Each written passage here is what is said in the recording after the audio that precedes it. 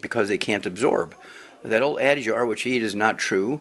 You are what you absorb, and so you can take all the nutrients you want, but if you're not absorbing, you're still going to get those deficiency diseases. Now, what would cause a person to not be able to absorb the nutrients? Well, in the industrialized world, including Europe and the big cities in Asia and Africa and the big cities in South America and Mexico and so forth,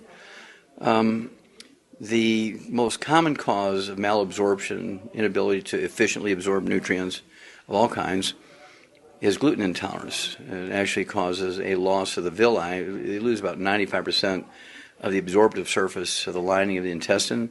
It's not an allergy to wheat, it's actually an intolerance, just like nobody's allergic to poison ivy, but everybody's intolerant of it.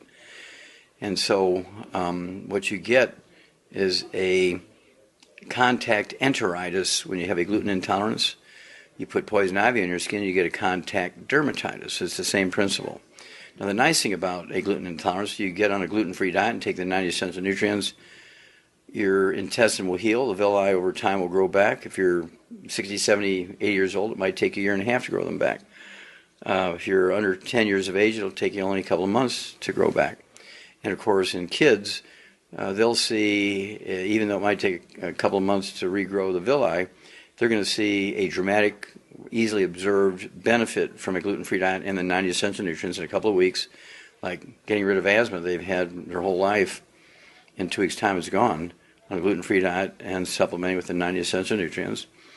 And in adult humans, you're looking at, it might take a year and a half to go from a severely damaged small intestine from the gluten intolerance to normal, but you might see some really significant recognizable benefit of a gluten-free diet and the 90 essential nutrients in 6 to 8 weeks. So that having been said, you put a lot of importance on gluten intolerance.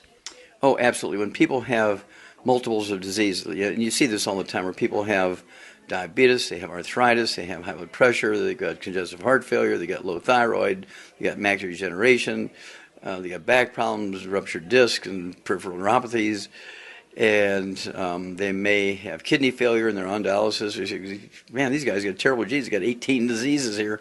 They're seeing 6 specialists. They're on 21 prescription drugs. You get them on a gluten-free diet, get them on the 90 essential nutrients, and all of those diseases will go away because they're all nutritional deficiencies.